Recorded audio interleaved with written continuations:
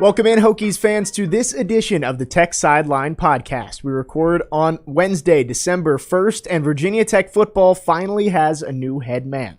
On episode 213 of the Tech Sideline podcast, we're going to go in-depth on Brent Pry, look at his hiring, the reactions from Will and Chris, and what he can bring to Blacksburg as the new man in charge of Virginia Tech football. We'll also talk some hoops at the very end. All of that and much more coming up on episode 213 of the Tech Sideline podcast, which starts right now.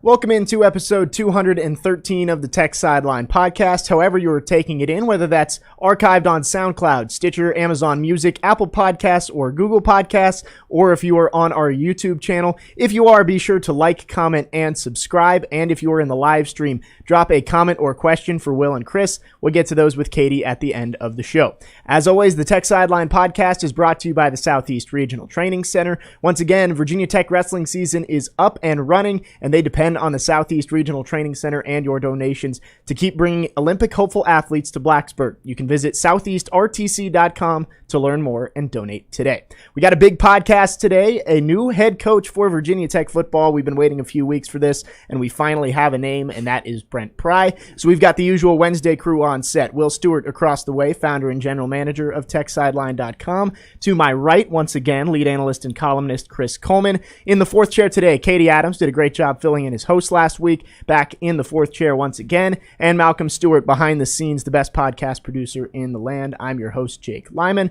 and we can get right into it, guys. We finally have an answer 2 weeks to the day that Justin Fuente was removed from his position as Virginia Tech head coach. We finally have somebody in his place, and that is former Penn State defensive coordinator Brent Pry. Let's just start. What was your initial reaction when you see this come down and we finally have an answer?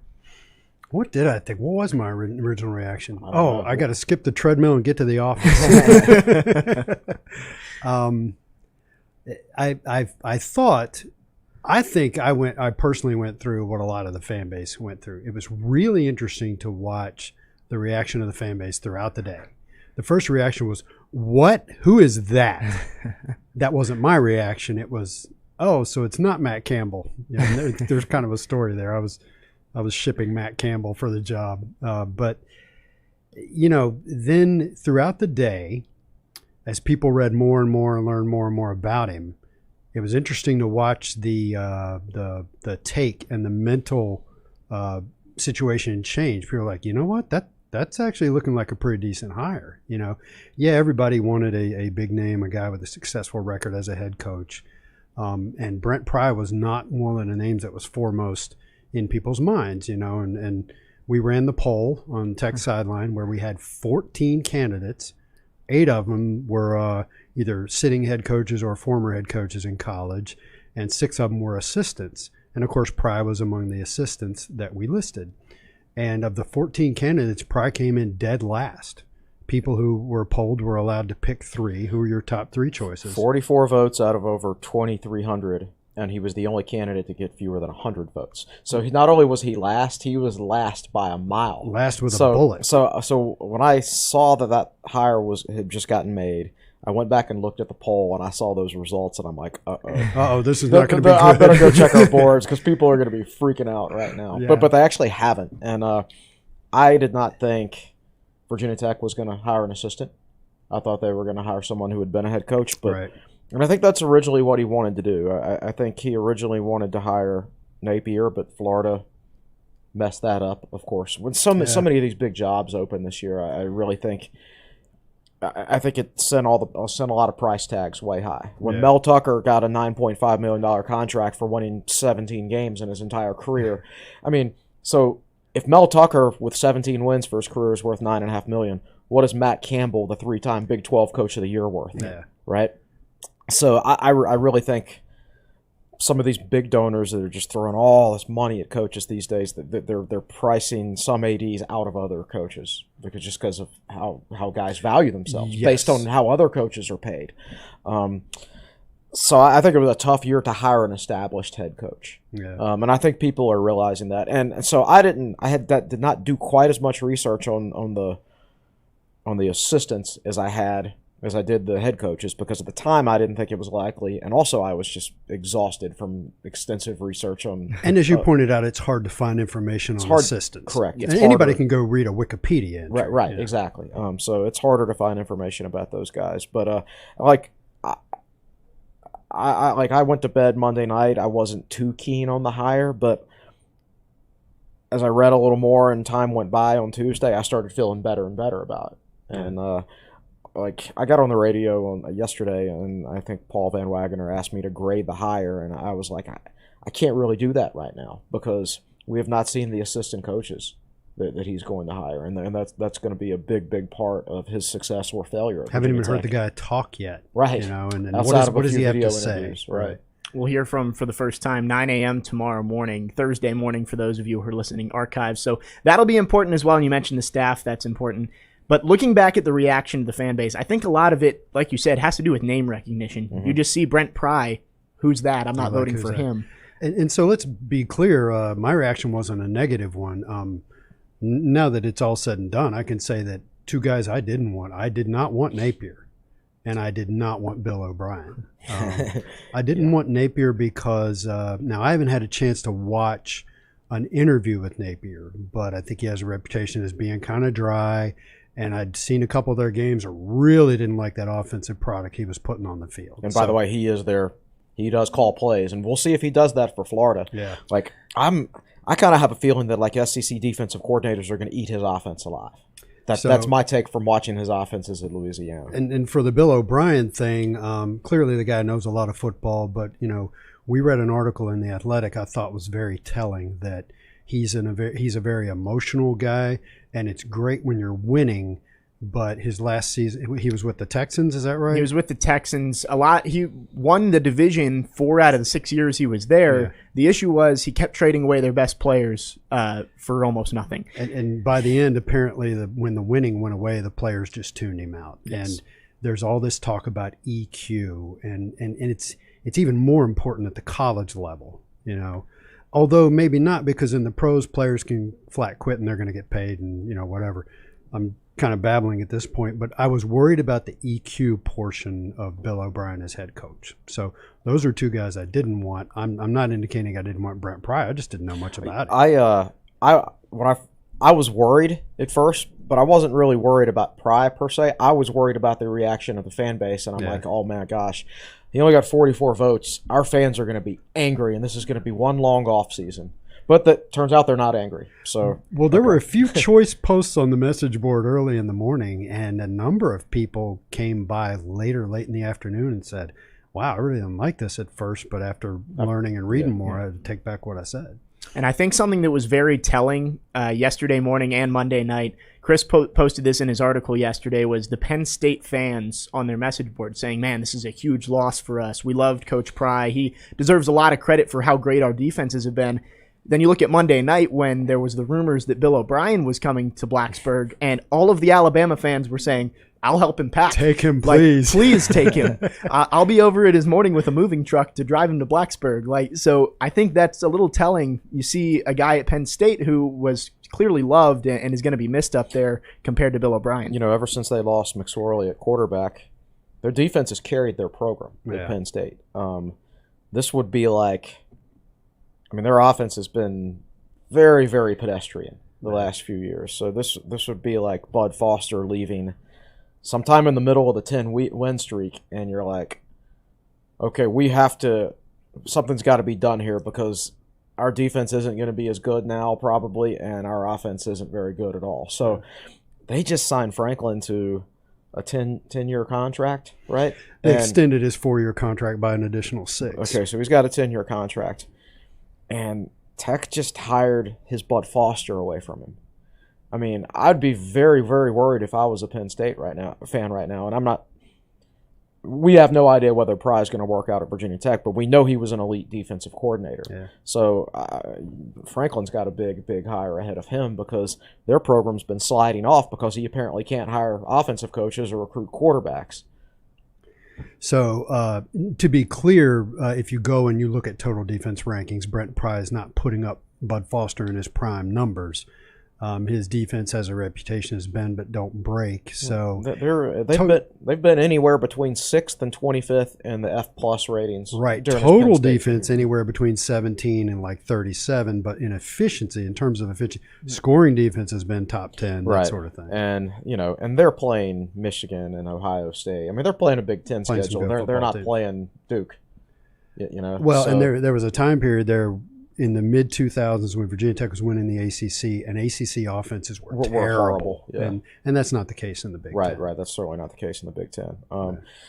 Very good defensive coach. Very experienced recruiter in the Mid-Atlantic, all the way from New Jersey down to Virginia. I don't think your average person knew that. Right. And that's another part that came out during the day. When you pulled up his list of all-time commits on 24/7, there's like, you don't have to scroll very far, and there's 8 Virginia kids on that list. Yeah. One of the top recruits he ever got to Penn State was a 5-star linebacker out of Brandon Smith. Louisa, Louisa, right east or west of Charlottesville. I don't remember which direction, but he's got plenty of experience recruiting Virginia and Maryland and DC. So what I like about him is he grew up in a coaching household. He was actually played high school ball in Lexington, right? Because his dad was coaching at VMI. So his earliest memories of life were of his dad coaching.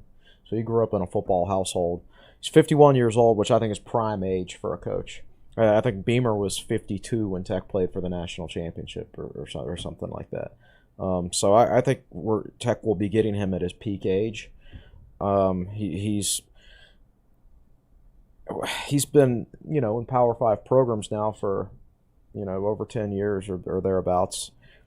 And at his age, I mean, he's seen every scenario that you could possibly see at this point. Now, he has never been a head coach before, so that's the big unknown. How good of a CEO is he going to be?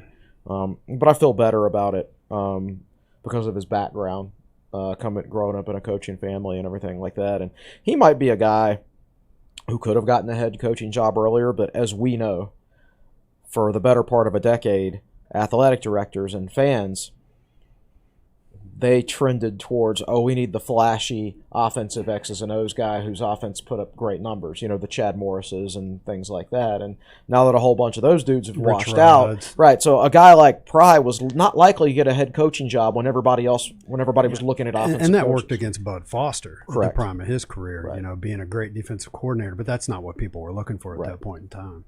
And we're going to keep going on Brent Pry for most of this episode, but some breaking news coming in. David Cunningham just texted me. Maybe not surprising, Trey Turner has just officially announced he will not play in the bowl game, and he is entering his name into the draft. So I think it was expected that he probably wouldn't play in the bowl game, but Trey Turner officially moving on to the NFL at the end of this season. So if Tech needs to recover an onside kick, Trey will not be there. Trey will not be there in the bowl game. Yeah. So looking at the candidates that we kind of went through 2 weeks ago, we had everybody listed their top candidate and their dark horse, and I said at the very end, cross those 6 names off your list. It won't be them. And it was correct.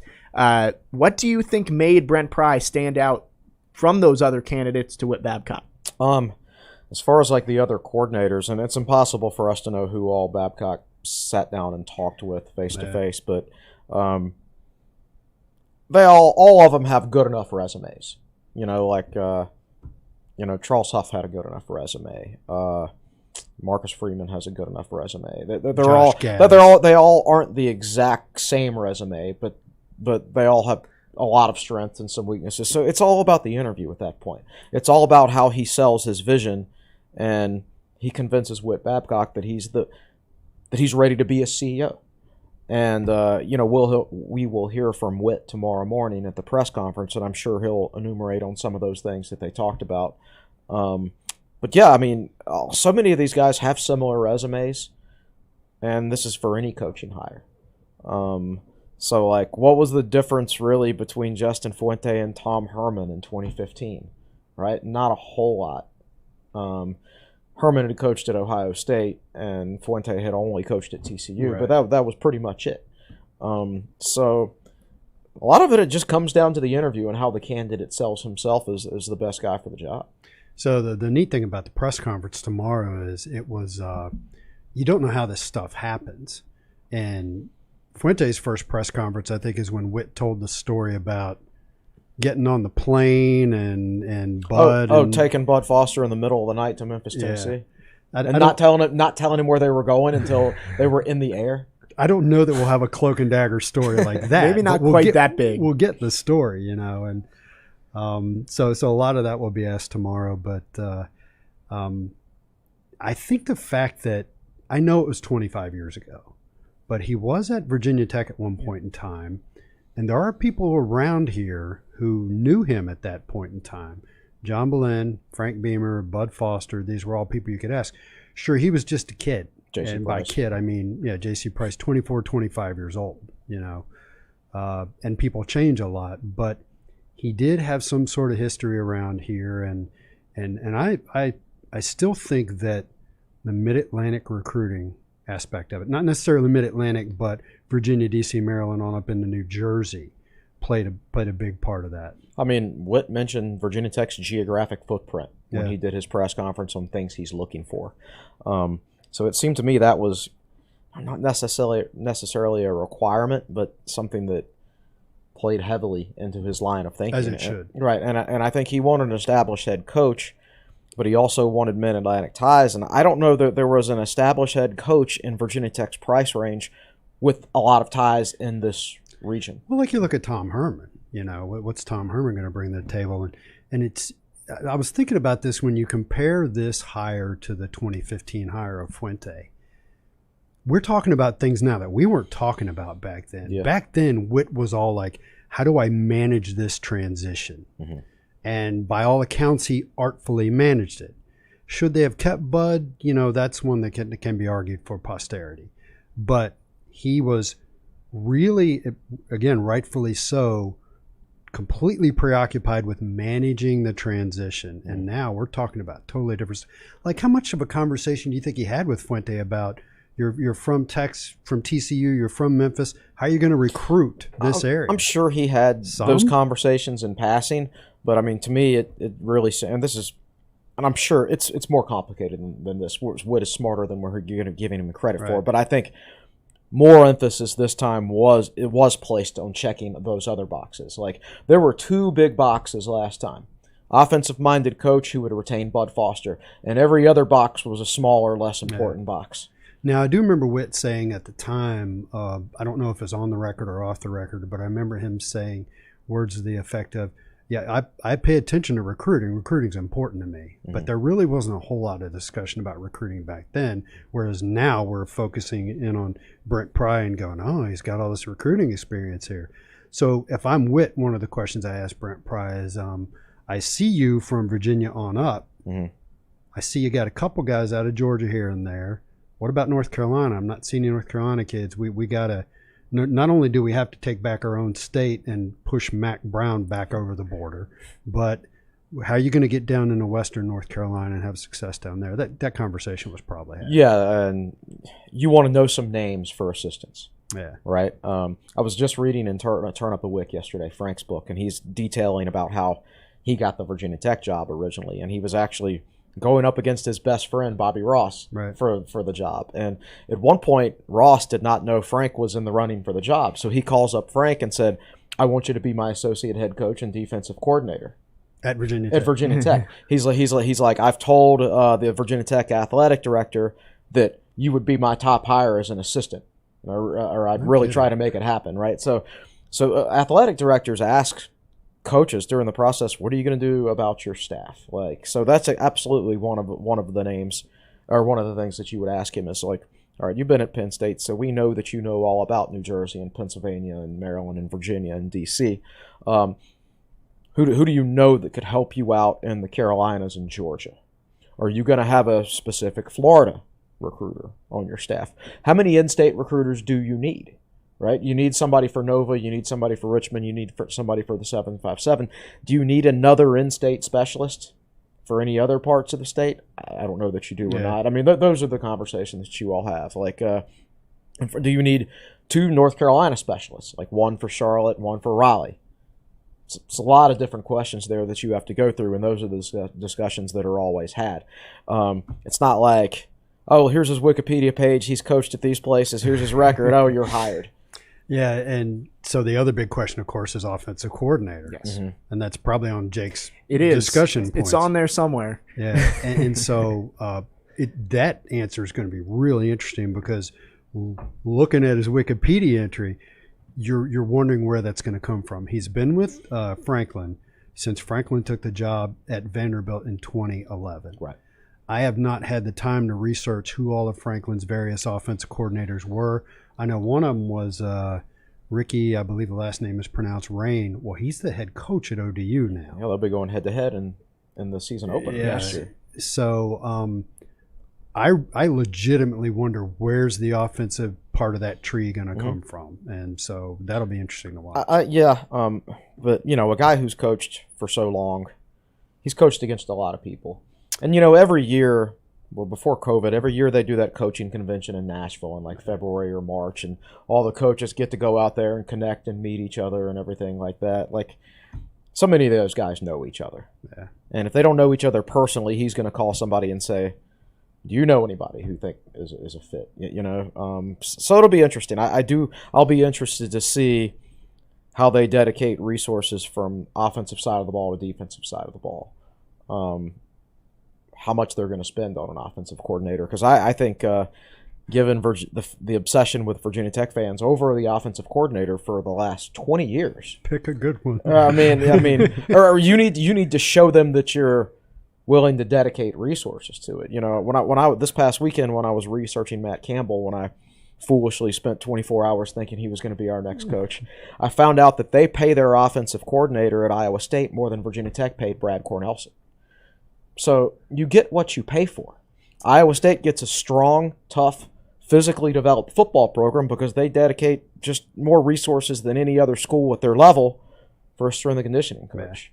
Now, did you mean to say offensive coordinator or strength and conditioning coach? I'm sorry. What did I say? You said that Iowa State pays their offensive coordinator. No. Oh, they pay their offensive coordinator almost $1 million too. Right. But they also pay their strength and conditioning coach more than Virginia Tech paid its offensive coordinator. I'm sorry. Yeah. So Virginia Tech fans, that they need to see Pry throw a lot of money in that direction.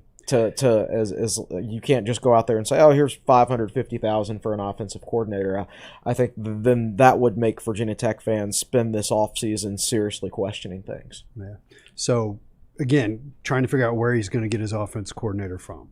It's unlikely that he's going to pick an offensive coordinator up out of the Big Ten that he's coached against as a DC, because they're all making great money.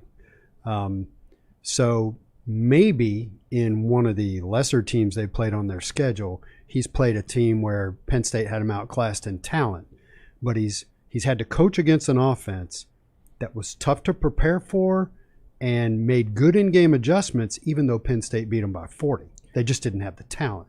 So any coach worth his salt is going to keep that brain and keep that name in his head. Oh, that guy really knew how to put an offense on the field. They just weren't good enough for us. And so there's that. And then, but the other thing is, one of those guys is going to be cheap though.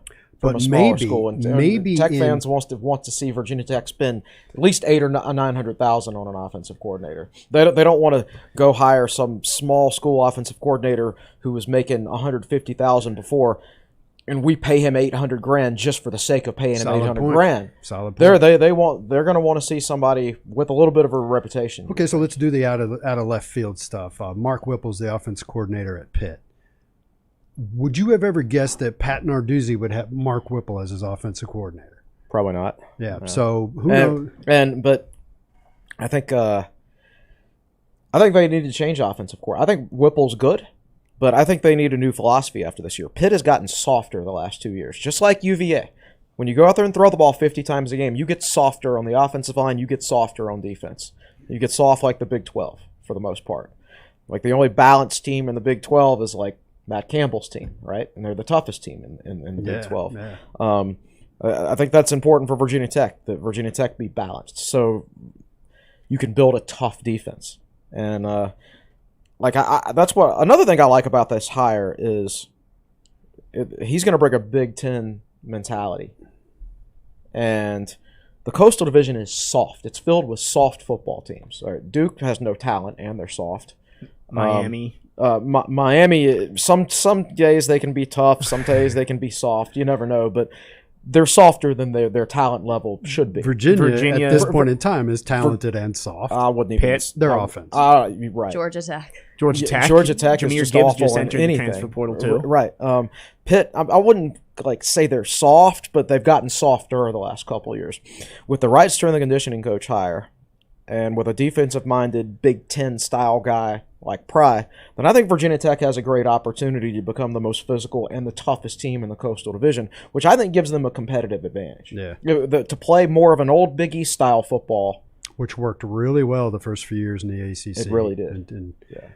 So what you're telling me is corn is going to be on the menu at the Student Athlete Performance Center. That's a Big Ten joke. We always love your puns in there. Brennan's strong arm. Dad humor.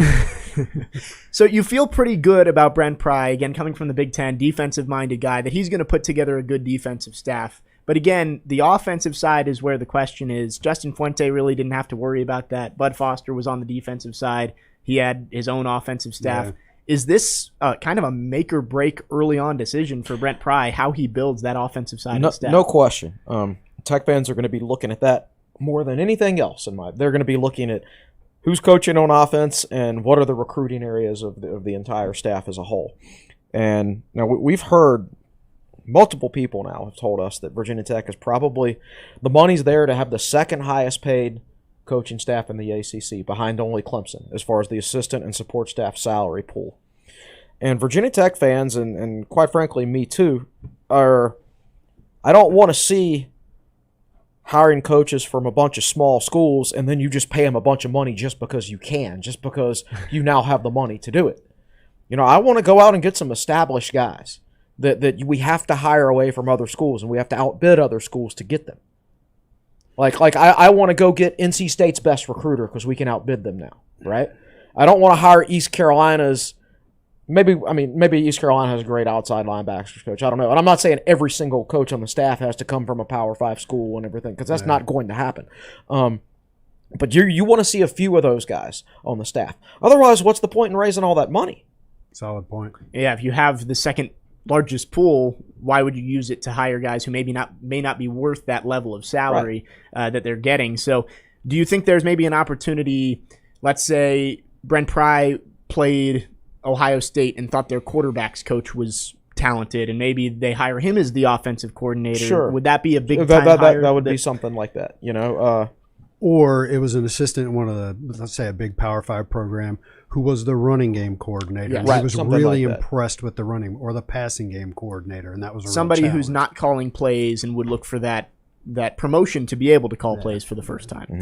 Mm-hmm. That was I believe Gaddis was at Penn State before he went, or no, he was at Penn State, Alabama, and then Michigan, but he was not like a full offensive coordinator until he got to Michigan. He was like a passing game coordinator. Okay. So that's an example of something like that. And we already know one member of the staff, J.C. Price, will stick around. I believe associate head coach and defensive line coach is what they announced him as. So J.C. Price sticking around. The rest will probably slowly trickle in over the next couple of weeks. You mentioned recruiting being one of the main reasons that Brent Pry was hired. I want to just go through some of the names. When you look down Brent Pry's all-time commits, I mean, Micah Parsons is obviously number one. He will be the defensive rookie of the year in the NFL this year. Brandon Smith will be an NFL player next year, most likely. Yetur Gross-Matos, another Virginia guy. He was a second-round pick a couple years ago. Zach Cunningham from Alabama went to Vanderbilt, was recruited there, and he was a second-round pick as well. So, and all of these are to his position group. Yeah. So it feels like maybe Tech could transition from DBU to LBU, as Pry has in his Twitter handle. He's shown gotta change that. He's shown the ability to recruit, go head-to-head with major programs and win battles with 5-star and 4-star recruits. He's also shown the ability to recruit 3-star Oren Burks out of the state of Virginia, which not very many people wanted.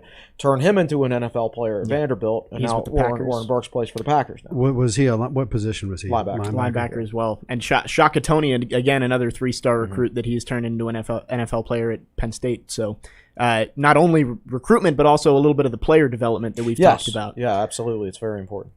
All right, well, we're going to dive more into Brent Pry a little bit more in the second half of the show. Let's jump over to Katie in the fourth chair. What do you got today? Yep, got to give my shout out to Scott Glessner before anything else. He had a really interesting football stat today. He said, in the last 9 wins over UVA in football, Virginia Tech men's basketball is 9-0 in the games following those wins. Oh, well, feel bad for the Terps tonight, right? You would think, yeah, I really hope this streak continues, but unfortunately we don't have a great showing in this Big Ten Challenge, which was my next point that I was going to bring up. Hokies take on Maryland tonight at 7:30 p.m. in College Park. The ACC has not won the ACC Big Ten Challenge since 2017, and it's not looking good this year. I believe they'd have to sweep it to win it tonight. As you've steadily seen the television revenue grow in the Big Ten and the SEC, You've seen the decline of ACC basketball. Yeah, I was actually thinking about that this morning. The whole ACC is the best basketball conference. It's not a thing anymore. It's got the best tradition, but it's not the best conference anymore. No doubt about that. I mean, Alabama, my gosh, they can't spend anything else on football. I mean, what else can you possibly spend on football if you're Alabama? So you got all this money and you don't know what to do with it. Just give it to basketball. Let's go ahead and have a top 10 basketball program. I know. Wish I could snap my fingers and make that happen. Yeah, the ACC Big Ten Challenge last night, not pretty for the ACC. Number one Duke lost after having a 14-point lead at halftime.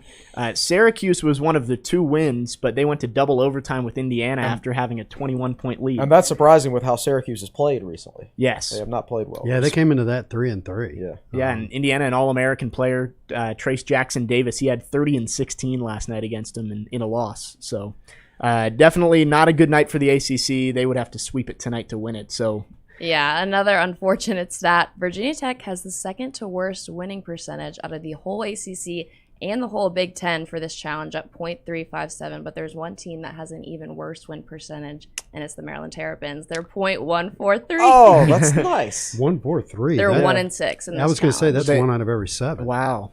So They probably generally they pair Maryland up with somebody like North Carolina or Duke because of Maryland's basketball tradition, and then they end up. It used to be based on standings, but who knows? Well, I mean, it's how can you standings? But how can you really project the next year? Yeah. Yeah.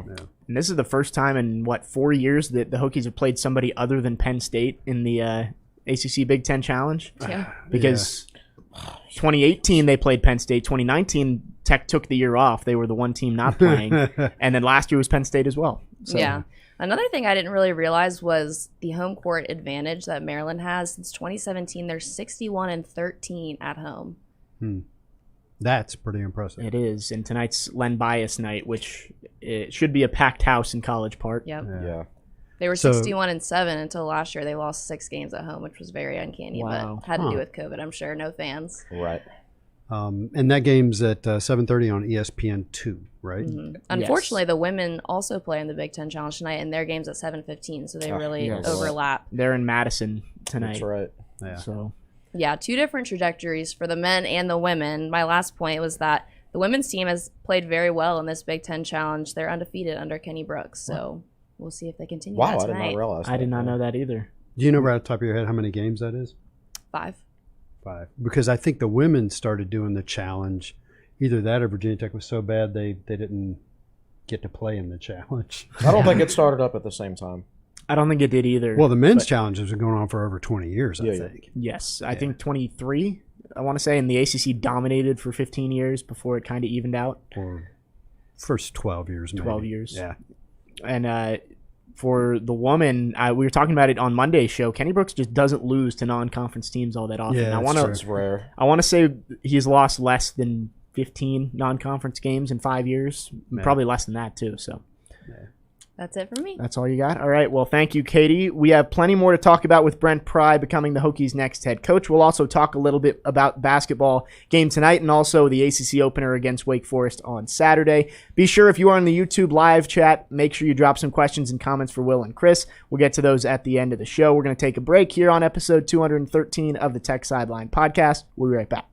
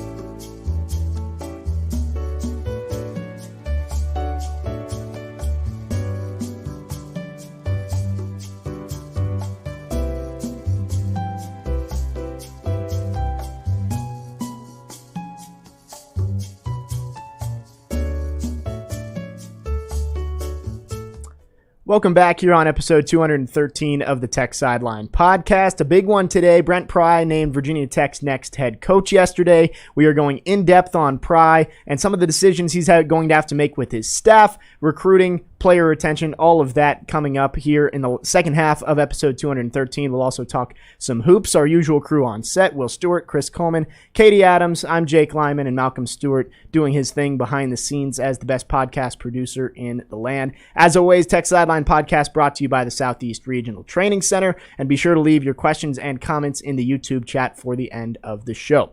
So we've talked a little bit about the staff for Brent Pry, especially the offensive side. We've already heard that J.C. Price is staying on the defensive side, and I was told Pearson Prelude will also be staying on the staff in some sort of support role. Anybody else that could be retained? I know Ryan Smith was mentioned. He was a GA under him at Penn State. Yeah, so they knew each other at Penn State. So I think maybe he would be the most logical next guy to stay on, especially with the way he's been recruiting over the last couple of years. Yeah, and I would think so. I mean, he's done a really good job in Richmond, and they already have a connection. Looks like Virginia Tech is going to hire Sean Quinn. Yes. And he's been the head coach at Savannah State, and he has previously worked at Georgia Southern and Louisiana Lafayette with Pry. Now, we don't know what role that's going to be in, and it hasn't been officially announced by Virginia Tech, but Quinn resigned from Savannah State this morning, and it sounded like that move's going to be made. I don't know if he would be the defensive coordinator or just the linebackers coach. I have no idea. But they're hiring all these defensive coaches now with J.C. Price and now Quinn. So that's two defensive coaches hired, which tells me that Pry's got a pretty good idea who his defensive coordinator is going to be right now. Because you don't just hire all your defensive coaches and then hire your defensive coordinator at the end and say, oh, by the way, here's all your coaches. Right. You've got to give him some say there as well. So maybe they're pretty sure, but still not quite sure who the defensive coordinator is going to be. And if it's not the guy, if it doesn't turn out to be the guy they think it's going to be, then that's going to be awkward. That would be awkward to just give him, oh, here's Ryan Smith, here's all these coaches, and you don't really have a chance to hire any of your own guys. So I would say, be patient there, because I doubt anything's been fully decided. And I wonder if part of that is spot recruiting Georgia. Again, if you go to Pry's lists of all-time commits, I don't think this guy has anything to do with recruiting. I think this has to do with Brent Pry being obsessed with having the best linebackers possible, and he thinks this guy's a great linebackers coach. That could be very true. That guy was the coach at linebacker U. He's put so many linebackers in the NFL, and it's very important to him. So he's just not going to hand the linebackers to some recruiter who doesn't know what he's doing.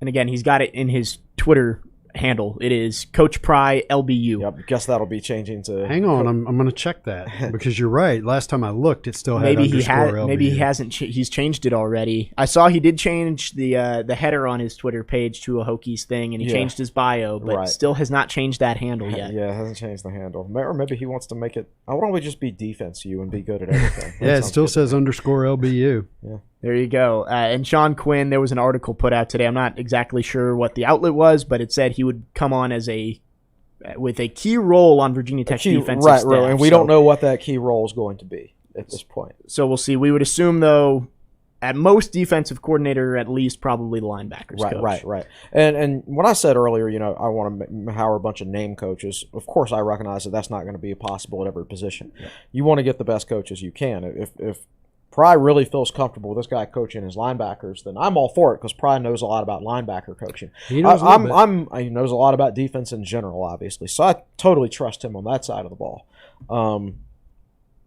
I'm a lot more interested to see what he does on the other side of the ball, and I'm just as interested to see what he does with the strength and conditioning position, because I think that's going to be very important. Wanted to look at one more assistant for Virginia Tech. I think I know the answer to this one, but I'm assuming we'll get some questions about it. Any chance Justin Hamilton stays on the staff? I mean, I have no idea on that one. If they've already retained Price and they've already hired this guy who I just talked about, and I've already forgotten his name. Sean Quinn. If they've already hired Sean Quinn, the mighty Quinn is another spot. And I don't know. I mean, you're going to tell your defensive coordinator, all these dudes are your coaches, right? I don't know if I'd feel 100% comfortable with that. I mean, maybe Hamilton will be retained. I don't know. I mean, I'm not saying it's not going to happen, but generally speaking, like, you don't see coaches come in and retain more than one or two guys. I'm not saying I want all those guys to be released or anything like that. I'm just saying, realistically speaking, if you want to build your own coaching staff, and I think Virginia Tech has had player development issues, and I think, with the exception of the offensive line, I think it's more a program issue than a coaching issue per se. But I don't think the safeties have developed under Hamilton. I think that's fair. And Jamari Conner got worse. And I think there were underlying issues in the program that caused that, maybe more so than X's and O's and than actual coaching from Hamilton. I just think the program itself wasn't set up to be conducive to player development. But at the same time, if I'm a new head coach, I'm not taking any chances on that. Yeah. I want a guy with a proven reputation of player development. And especially as a defensive-minded head coach, former defensive coordinator, you would think it would be rare to retain the former defensive coordinator as well. You probably want to start from scratch in that position. We talked about the offensive staff a little bit. I don't want to catch you guys off guard here. Is there anybody that you think would be a home run hire as an offensive coordinator, or any kind of area you look for that kind of guy? I want a balanced offense. I don't want somebody who – I know you have to go by the strength of your personnel to a certain extent, but I don't want to be some 40 or 50 passes per game team. Yeah, I mean, so back to the UVA example. They're so I don't know how Wahoos and people who follow UVA feel, but I always kind of liked Wayne Talapapa as a running back. And yet they marginalized him and went with the passing game. And they have players on their defense that I thought were better 2 years ago than they are right now. When they were a more physical running team. Yes, so, when they ran the ball more and they didn't pass it 40 or 50 times. So I agree, balance is important. Now, yes, you're right, you have to adapt. You look at the Don Shula example of they were a power running team, and then when Dan Marino came along, they became a passing team. Right. But, yes, there's got to be some balance there. Yeah, so I don't have any names in mind, to be honest with you. But I mean, I didn't have Brent Pry's name in mind. True. Right, yeah. It's probably going to be somebody that you've never heard their name before, but again, you got to do the research on it. Then you look at him and you'll be like, oh, looks like a pretty good hire. So we've talked coaches a lot. Let's talk about players. We've already seen a few players enter the transfer portal from Virginia Tech. Darrell Bailey and Knox Kadum this morning entering the transfer portal. Trey is effectively entering the transfer portal by not playing in the ball game and going into the draft. Do you think this could be a max exodus, or do you think it looks like we're going to see a few more stick around? I've heard that there could be a lot of players who hit the portal, and they've been debating it. And we'll see what happens when the staff gets here and they meet all the players and everything like that. Now, I don't think you'll see guys. Like, I've even heard like Tavion Robinson might hit the portal. Yeah. And James Mitchell might play at Tennessee next year. Yeah. Yeah, we've heard. Now, this stuff reached its crescendo after the loss to Miami. That was the week before Virginia. Yeah, right? that's correct. And you always hear stuff like that. But I don't think I'm inclined to say they would finish out and play the bowl game. But who knows? And guess what? That's why bowl games are irrelevant these days. So you should never get angry at your football team for losing one of these minor bowl games when the players don't even care about it. And if you're a media writer, you should never rank a team in the preseason next year, quote, because they won their bowl game, unquote, in part or in whole. Yeah. Current players obviously will be a huge part of retaining for Brent Pry, but recruits are also a big part of this as well. Some higher level recruits in this class. You talk Gunnar Givens, Ramon Brown, Alex Orji. How important is it going to be for him to get on the phone? I know Will said a few weeks ago, next head coach, the first call he should make when he gets the job is calling Alex Orji. Yeah. I looked through all of Virginia Tech's commits, and PSU only offered about 6 or 7 of them. Most of the guys at the top, and then somebody down near the bottom. Cam Johnson. Cam Johnson, I think, was kind of up near the top. So they know PSU as a program knows some of those guys. I don't think Brent Pry was involved in any of them directly. He would have been involved in any defensive. Yeah. Because on 247, so let's say there were 6 Virginia Tech commits that had been offered by Penn State. 4 of them had listed their recruiting coach outright. None of those were Coach Pry. And then 2 others, it said unknown. They didn't have anybody listed for Penn State. If it was any defensive player, he might not have been the lead recruiter. Like 247 is never going to get it completely right. Right. But, yeah. So And because staffs recruit with multiple coaches on a player. Right, exactly. So Penn State offered Rashad Purnell, and these days 300 guys get offered these days. So, but he at least knows who Rashad Purnell is, and I'm sure they've spoken before. And Purnell's already said. Purnell already said he's locked in. He's locked in, and he's arguably the best pure football player. I mean, there are players ranked ahead of him who I don't think are as good a football players. Yeah, he's from Highland Springs. Highland right? Springs, absolutely. That should be at least worth at least 5 spots in the rankings, in my opinion, just being from Highland Springs. No, well, they're going to be better prepared mentally, and you're not going to get any guys who are. You're going to get the right work ethic. You're going to get the right mentality, and you're going to get a well-coached player and everything. And that's why it's very, very important to be good at Highland Springs. Tech fans keep wanting Lauren Johnson to get hired by Virginia Tech. I don't. I want him to stay at Highland Springs. Keep coaching these high school players so we can recruit them. Yeah. So that's a guy who's, number one, had the same high school coach all 4 years, and number two, it's a high school coach who wants to be there because he likes coaching and he's good at it, not because he has ulterior motives. Right, exactly. And I believe Purnell, as well, was it Harrison St. Germain from Westfield also said he's in. Bryce Duke is clearly, it seems. And so Bryce Duke is in? Yeah. Malachi Madison. Malachi Madison, another Richmond guy. So 4 in-state guys. And I heard J.C. Price went in home with Gunnar Givens last night with the Commonwealth Cup or something like that.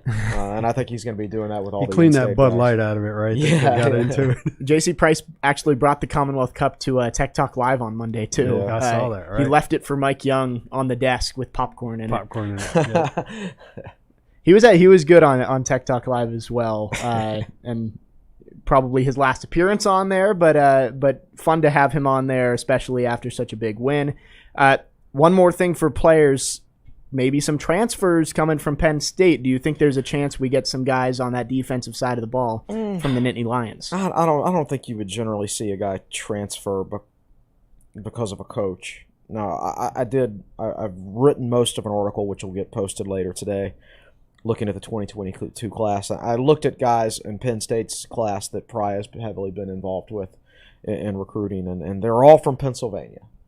And 3 of them are 4 stars. So can you flip a 4-star player from Pennsylvania to Virginia Tech because the defensive coordinator left? Right. I have no idea. Not likely. But Virginia Tech is going to lose a few guys from this 2022 class, but they're also going to gain a few guys that you've never even heard of at this point.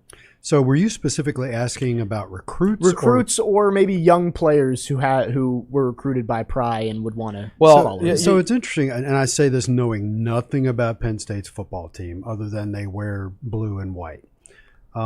Let's say he's got a particular linebacker position that's stacked. He's got a very talented guy who's currently a second stringer. And let's say he looks at Virginia Tech's linebackers and thinks his number 2 guy at Penn State could be better.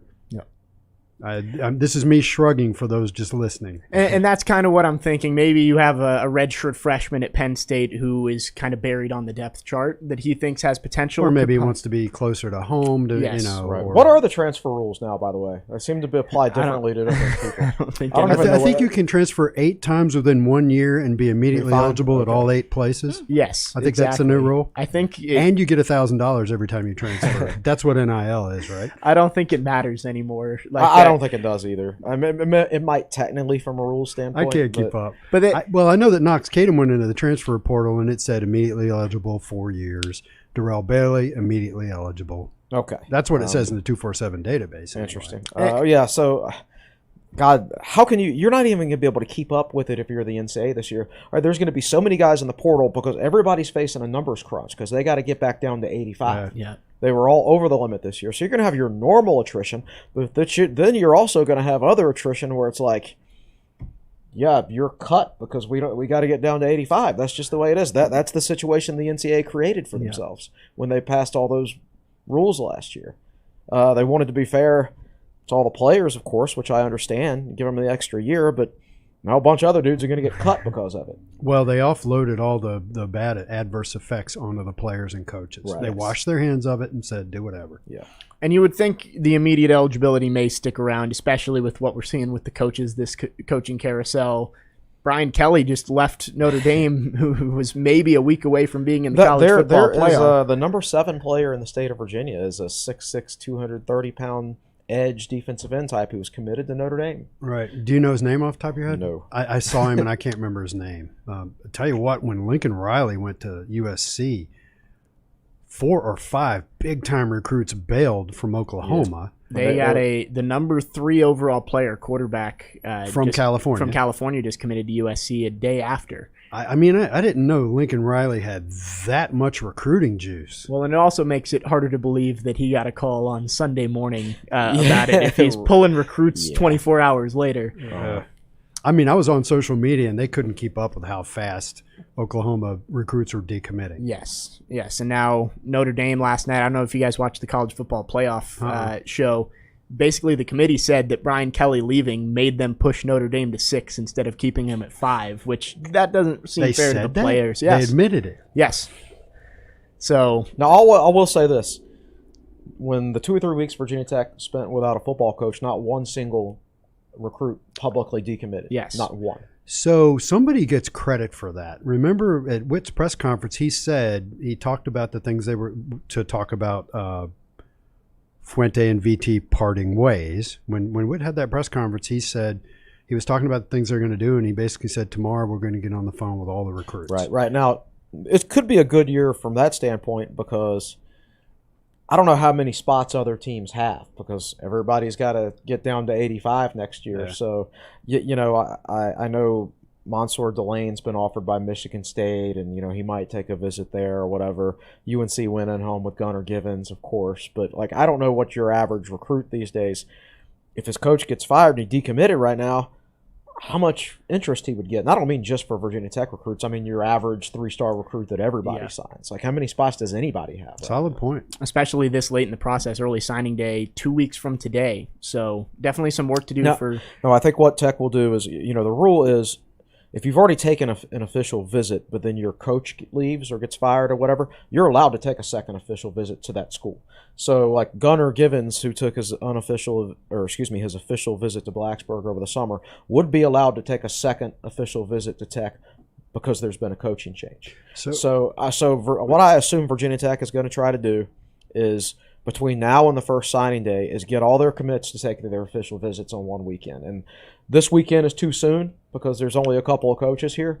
But if you hire a few more coaches between now and next weekend, which I believe is the 10th, that makes that weekend before signing day, the best weekend to get all those guys in Blacksburg together for their second official visit and to meet the staff and everything. Probably the guy to pay attention to is Ramon Brown. Mm-hmm. Where is he? He hasn't said anything publicly. He hasn't said anything. So I'm writing an article today, and I've divided it up between guys who have publicly affirmed their commitment, guys who were silent. I think we'll probably lose DeAndre Martin, although he said he still wants to visit and meet the staff. So we'll see. Most of them are silent right now. Yeah. But even most commitments, even when there is a coaching change, most of them stay with their original school. When Frank Beamer retired and Tech transitioned to Justin Fuente, most of that class stuck with their Virginia Tech commitment. A few did not, but most do, and most in this class will. And the only one I remember reading about is Josh Jackson, that Fuente made sure to keep Josh Jackson, went and visited him, I think. I think it was his first visit, I believe, as a quarterback. So we'll see if Alex Orji maybe be Brent Pry's first visit. And as you can imagine, Penn State didn't recruit him. He's all the way down in Texas, and Penn State doesn't need to go that far to look for players. Right, and if I'm Alex Orji, I'm like, okay, I just need to know who my offensive coordinator and quarterback coach is going to be by December 15th. Yep, I got to talk to that guy. Yeah. Definitely going to be an interesting few weeks as the staff gets put together. We see how many players hit the portal, who stays with their commitment to Virginia Tech. So all of that to look for. Let's close out on the coaching talk here with just a general question. Whit Babcock went through his checklist of what he wanted in a coach at the press conference after Justin Fuente parted ways with Virginia Tech. Do you think Brent Pry checks all the boxes that Whit Babcock went through? Now, to be clear, he didn't say current head coach, right? He did not. He said he'd prefer it. He'd prefer it, but he never backed himself completely into that court. He said he wanted a CEO type. I can go through them quickly. Yeah. Proven track record of success, define. Sure. That's open to debate. He's Yes. plenty of plenty of success as a defensive coordinator. Fits the values of Virginia Tech. He's been Seems here. to, yeah. You would assume so. Engage with the community locally and beyond. I don't think that's going to be an issue. In fact, we've already heard that he's got a Zoom call with former players tomorrow. So he's got a 9 a.m. press conference and then an afternoon Zoom call that I think pretty much everybody who played for Virginia Tech is invited to. Yeah, I think Virginia Tech as an athletic department and Whit Babcock now understands that they have to reach out to Virginia Tech fans and connect them. I thought Justin Fuente over the last six or 7 months of his job did a great job with that. Once he was pointed into that direction, but it was too late. He said also a leader, CEO that has character and confidence. It feels like he kind of fits that mold, but we'll see if he's a good CEO. A teacher and an educator committed to the complete student-athlete experience. Again, that's more of a down the road kind of thing. I guess he is. It feels very specific there. Sure, we all are. A coach with a vision and the ability to recruit this footprint successfully. Definitely the recruiting part and the footprint. As far as the vision of it, that's well, he doesn't wear glasses, so he's got vision. He's got vision. And it feels like this one may be the most important one. A coach who can do player evaluation, player development, and hires a complimentary staff around him. I guess that again remains to be seen. Yeah, that's the conversation. Those are all the conversations that get had during the interview process, and we're not privy to any of those. And he will get asked about that tomorrow. It won't just be, did you get on a plane and fly off in midnight to do the interview? It'll be, how are you going to build your staff and all that. So we'll hear from Coach Pry 9 a.m. Thursday morning. It'll be interesting to see what he has to say. You assume a lot of it's going to be the same thing you hear from new coaches every single time, but yeah, and it's live streamed on, I believe, Hokiesports.com. I believe so. I don't think it's going to be on Facebook or Twitter or anything like that. It may be on YouTube as well, but I'm not sure. I would say go to Hokie Sports social media accounts to figure that one out. So good talk on Coach Pry there. I think we'll talk about him a lot more as the months go on until spring football starts next year. But let's dive into some hoops before we get out of here. Can I interrupt and say something about spring football? Of course. Dear Coach Pry, have at least one open scrimmage, and when they come to you and ask if it's okay if their spring game is live streamed or shown on the ACC network, say yes. Okay, I'm done. We appreciate the little soapbox moment there from Will. Hopefully he's listening. Please do good stuff for my business by actually keeping fans engaged during spring football. We'll see. I mean, open scrimmages are rare. Don't ask for too much. Just one. And you would think maybe as a new coach you're trying to engage the fan base, maybe that would be the first step in doing Justin so. Fuente clutched all this stuff close to himself, and how'd that work out? I know why they don't open practices and stuff like that. I mean, I remember going to Fuente's first practice, and Adonis Alexander got up in the cornerback coach's face and started yelling at him. That's not stuff people needed to see. Solid point. So. Pros and cons especially these days with social media. Like, remember when we went to the scrimmage that time and the two players just got in a fisticuff, hand-to-hand combat, fighting each other? Do you remember their names? No. Oh, gosh. Not off the top of my head. I know one of them was number 87. But, these days with social media, stuff like that goes on in practice and scrimmages all the time, like, people would make it more of a big deal than it is. Just behave yourself for one scrimmage, and then you can go back to being a football team. Well, and it's like in the NFL, they have the open training camp practices, and if there's a brawl of some sort, like, it's always on TV the next day. Yeah, no so doubt. I guess that would be the thing. So-and-so has lost control of his football team. Right. All right, well, let's dive into men's basketball. Again, we mentioned tough week in Brooklyn last week. But they have a chance to bounce back tonight against Maryland. 5-2 losses to Louisville and George Mason. So they had a tough loss to the Patriots, also an ACC team. But this is a team with a lot of talent on their roster. It'll be a tough one on the road, especially, again, Len Bias night. Probably going to be a pretty good atmosphere. David Cunningham knows a lot more about them than I do, so you should consult the preview that David he wrote. is in the next room. He's in the next room. What is their guard's name? Fats Russell. Fats Russell. That's one of the better. So David is basketball. listening to the podcast live stream. So if you hear footsteps, he's running over. He may be walking in right now. Yes, Fats Russell, transfer from Rhode Island. He's averaging 13. Their leading scorer, Eric Ayala, is averaging 15. They've got a 7-footer. Again, our pronunciation travels here. Qudus Wahab would be my best guess at it. Yeah, I remember when he was being recruited. He originally went to Georgetown out of high school. I think Tech was involved in his recruitment a little bit. Did you catch my tweet last night that Isaiah Wilkins is at Longwood now? Longwood. Yeah, you didn't know that? I did not. Well, I did not know that. If I knew it, I forgot it. That's true. And the reason Georgetown triggers that is Longwood and Georgetown were playing last night. And I skimmed through that channel, and like they were literally mouthing the words Virginia Tech transfer. And I thought, what? Who? And it was Isaiah Wilkins. Well, speaking of Isaiah Wilkins, he was a transfer to Wake. Oh, and David Cunningham has just walked in. David, do you want to take my chair and talk about? There's a delay. Come on. Would you like to talk about basketball? Okay. Come All in and right, sit we're gonna make a switch here and bring on managing editor David Cunningham. He knows he wrote his preview on Maryland and Wake Forest, I believe. I'm checking out. So Big that's show. on techsideline.com right now. Make sure to go check that out after the show. So we're talking Maryland right now, David. I do want to mention just on the Isaiah Wilkins thing, he was at Wake Forest. Kadeem C's at Wake. Yes, that was what I was getting to. Yes. So there is another Virginia Tech transfer. Did you know that? Yeah, I Kadeem think C. I And knew he's that. playing like a good 10 to 12 minutes he's, a coming off game. the he's a bench. solid player. Yeah, so Kadeem Okay. C is the new former Virginia Tech player Yeah. in Winston-Salem.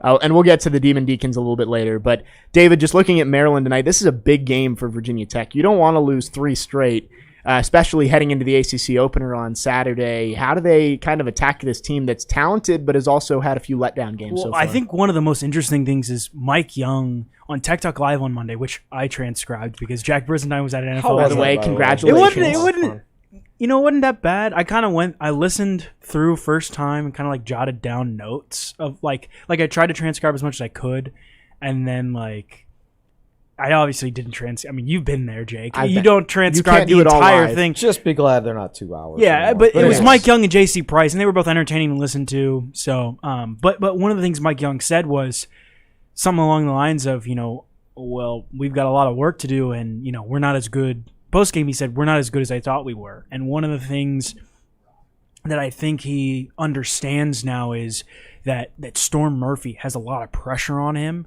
and he was asked about that by I think Mike Burnup, and Burnup kind of just asked him, what do you do when you got a point guard that has this much pressure on him? And he kind of just said, I just tell him to not. I mean, just to forget about everything and just play his own game. That he doesn't that right now he feels like he has to score he has to prove that he can play in the ACC, and he doesn't need to do that because I trust him and I believe in him. And I think that Tech has to get Keve Luma going. It's something that Mike Young said that Tech struggled to throw the ball in the post with a really lengthy Memphis team and a really good Xavier team that had multiple guys that were 6'9" or taller. So this is going to be another team. If you look in my preview, I put Maryland's starting lineup, and they've got 2 guys that are 6'8" and 1 guy that's 6'11" in their starting lineup. But I honestly think you got to get Keve Luma involved. You got to get Justin Mutz involved because, as you notice, what happens is if they get the ball inside more, it opens up everything on the outside because they move the ball. They get some of, as I'm sure you remember, Chris, from watching the games in Castle so far earlier this season, some of the best, most entertaining plays have come from ball going inside, kick out, and Mutz is a really good passer. and pass around the arc to find somebody who gets a wide open 3. Against Memphis, they couldn't even get the ball inside to start. And when they did, they missed a layup most of the time. Yeah, and it's converting easy layups, and but I think if you can get Keve Luma involved, get Justin Mutz involved where they're passing the ball, obviously making open shots helps. You need to hit open shots, especially when you're on the road. But I think Mike Young mentioned on Tech Talk Live that and I'm not gonna try to say the Maryland forward name because I'm gonna butcher it. It's Wahab is his last name. I'm going Kudus. Yeah, That's my best guess. I believe if I remember correctly, Tech offered him. We did. Once upon a time. Yeah. It might have been under Buzz. Yes. But he went to Georgetown and he transferred to Maryland. He's not bad, but he's not very agile. He's not very quick. He's got a good frame and he's solid, but he's easily, Keve Luma and especially Justin Mutz with his explosion, turn on a dime to the rack. He's not one of those Memphis dudes, is what you're saying. Yeah, I mean he's think like John Ogiaco, where John has a good rim protector presence, but isn't necessarily extremely quick on his feet. But I think if Tech can get some favorable matchups down low, I think that's really important. But in general, I mean, you've seen both of these last 2 games. Like, Tech's had an opportunity, and they've been there at the very, very end. Just, I think the first half has really hurt. Getting off to a fast start, which seems like a theme with Virginia Tech athletics teams and getting off to fast starts this year. Well, if they win these 2, you're 7-2, and that makes everybody feel a lot better. Yeah. And this is a big week because these 2 games feel very winnable, but you're still in that stretch from Thanksgiving when you have Memphis and Xavier. Now you've got Maryland and your ACC opener against Wake. Cornell, I would feel like a little bit of a break in there. But then after that, you've got St. Bonaventure and Dayton. And you go to Dayton. You go to Dayton. Right. Neutral site against St. Bonaventure, at UNC, at Duke. Yeah, at Duke's first. At UNC. Yeah, I think. Yeah. Well, and that's the thing. Like, Dayton beat number 4 Kansas, then number 4 Kansas. Right. St. Bonaventure has looked. They had a rough week this past week. They start 5 seniors. They're a good team. But they're going to be Clemson. good. Yeah. Duke beat Gonzaga. I mean, they lost to Ohio State last night, and then North Carolina is obviously going to be good. So you've got a really tough stretch. And I think these are games where Virginia Tech, they should win, but it's games that you should be able to. You should get your legs under yourself. You realize, one of the things Mike mentioned on Tech Talk Live was they went into Penn State last year and got absolutely walloped. They lost by 20 in Castle, and it was brutal. Yeah. But that's because they hadn't played anybody that had remotely close to the athleticism, the physicality, the length. Any of that a Big Ten team provides. As far as that goes, it's all downhill after Memphis. Oh, yeah. Those dudes were athletic and huge. And Xavier was pretty big, too. I mean, you just played 2 tough top 25 teams. Yeah. And now you've got a Maryland, who was a preseason top 25 team. Yeah, a Maryland team that struggled. They lost their 2 losses are to Louisville and to George Mason. And George Mason played them really well. And then Louisville, as we know, is a really good team. So they are just kind of in a little bit of a rut recently. But Maryland's a pretty good team. They've got a lot of experienced guys. Wake Forest, a lot of experienced guys. Wake Forest, if you guys remember, Tech beat them by like 36, 38 at home last year. And this is Steve Flores' second year. But they're 7-1. Mm-hmm. Tech should win. And they brought in the Oklahoma transfer, Alondis Williams. He's averaging almost 20 points a game. They're a lot better this year. He scored, I want to say, 21 against Northwestern last night. Wake was one of the 2 ACC teams to actually get a win. Yeah, and Jake LaRavia is good. They've got a core of guys combined with Isaiah Musius. Davian Williamson's back, too. Yeah. I mean, the good thing about Wake being better than expected is that gives you an opportunity for – and I doubt they'll end up in the top 30, but it gives you an opportunity for an extra quadrant to win that you were not necessarily expecting. Yes. Now you just have to go win the game and make sure it doesn't turn into like if they go downhill or something, make sure it doesn't end up in like a quad 3 loss. Yeah. But I think these should be 2 winnable games for Virginia Tech. I think it's going to give Mike Young some time to tweak stuff, to figure stuff out. Because like he said, John Ogiaco didn't even play against Xavier. There's been so much.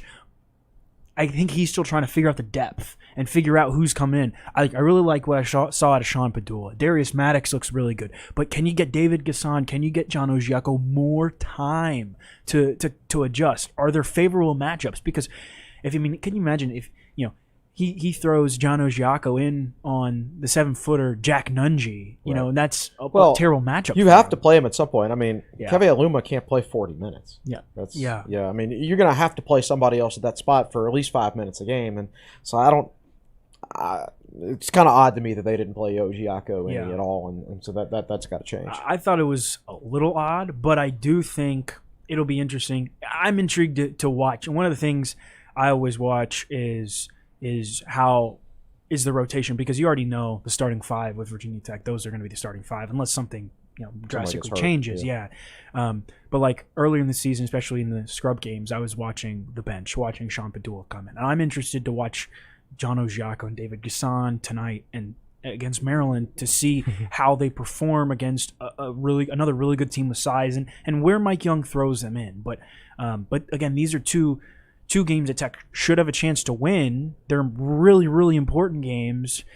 You don't want to go. I mean, if Tech loses for some reason one or both of these games, you're sitting at 5-3, 5-4, and the schedule doesn't get any easier. No. The good news, as I wrote in my preview, is Tech's not going to get shunned out of the NCAA tournament this year for having a bad non-conference schedule. So you're playing difficult teams. But you could get shunned out because you don't win any of these games. Yeah. So these ones this week seem most important because, Duke, especially with Paolo Banchero, doesn't feel like you're going to win that one.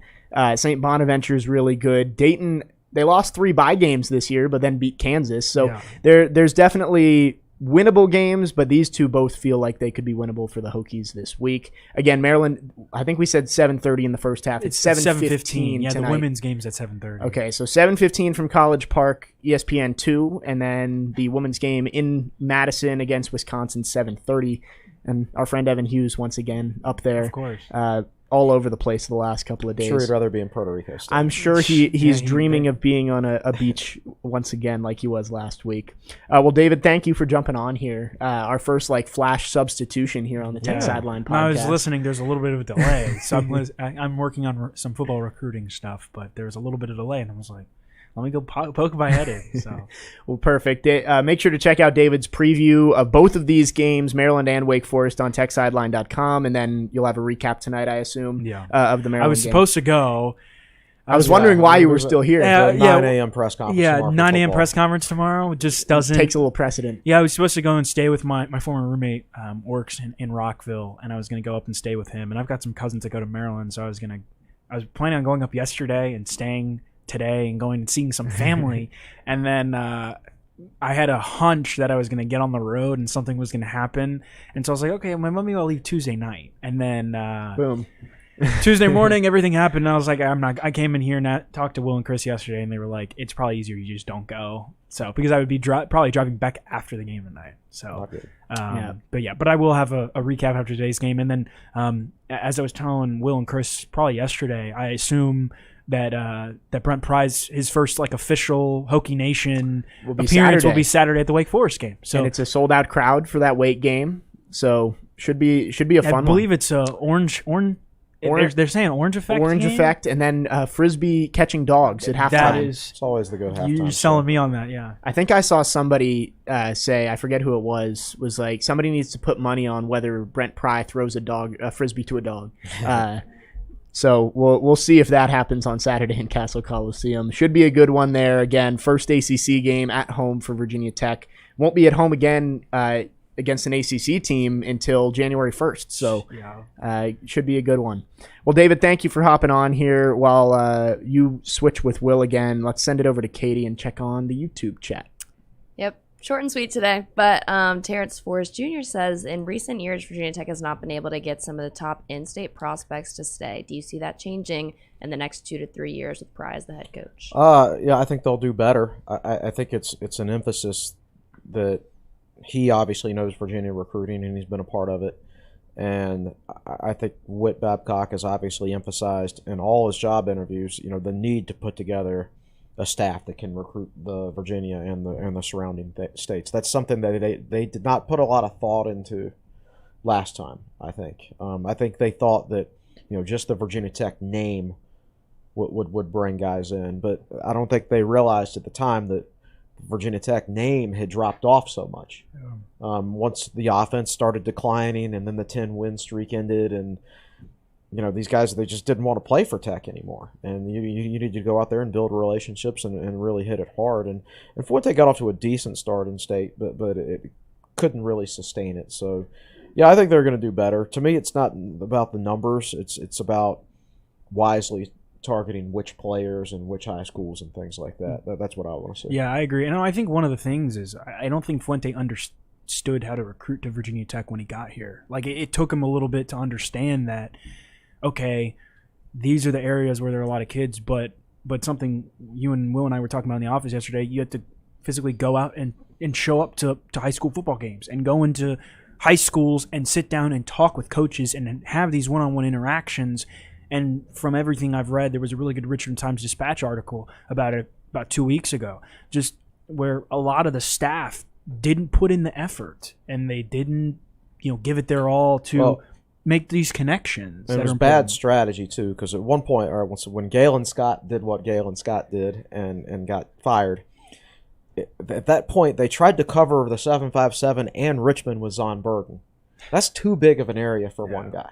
That was just kind of bad strategy there too. So sometimes it wasn't, say, for lack of effort. It was just asking one person to do too much. Yeah. So to answer the question, I think this is a guy who, like you guys talked about earlier, he understands recruiting Virginia because he's done it for so long, and now you're putting him in a favorable position with the assistant pool. Hopefully he can hire good assistants that will be able to take advantage and to be able to have those connections. Like Mike Young. I mean, you remember Mike Young's introductory press conference where he said, I want to be able to have a relationship with every single men's basketball coach in Virginia. Mm-hmm. To be able to do that for football, I think is huge because there's so many more players and so many more schools. But yeah, I think that this is a coach that understands how crucial it is to recruit the state of Virginia.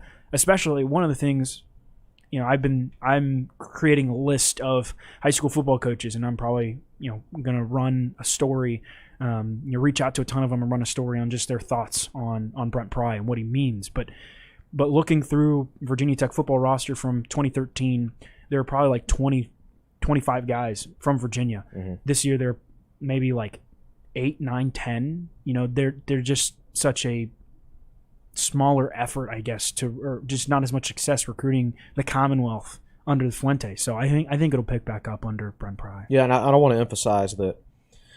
I think it's very important for coaches to realize in the state of Virginia, it's not wise to recruit off star rankings and things like that, because you keep seeing a lot of the top coaches in the state of Virginia leave the state because they're getting paid more at other high schools in other state.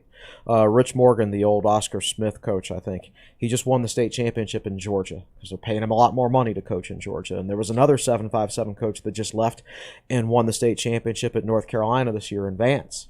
And so I think other states are starting to offer more competitive salaries to coaches these days, and you've seen guys from Virginia leave, like the Blacksburg high school coach when Blacksburg made their deep playoff run a few years ago. Well, that guy left and went to North Carolina, I believe. Was that the state? Do you remember? He did, and now he actually is on sports staff at UVA. Oh, wow. How about that? Yeah. And Blacksburg, how many games did they win this year ever since he left? None. Zero. None. So Blacksburg went from oh yeah. Yeah. I mean, was that they went from a team that was crushing. Yeah, he just resigned. They went from a team that was crushing Phoebus in the playoffs to not winning any games after their coach left. Yeah. And so other states are gobbling up these coaches, which means I don't think the players in the state of Virginia are getting developed as well as they used to.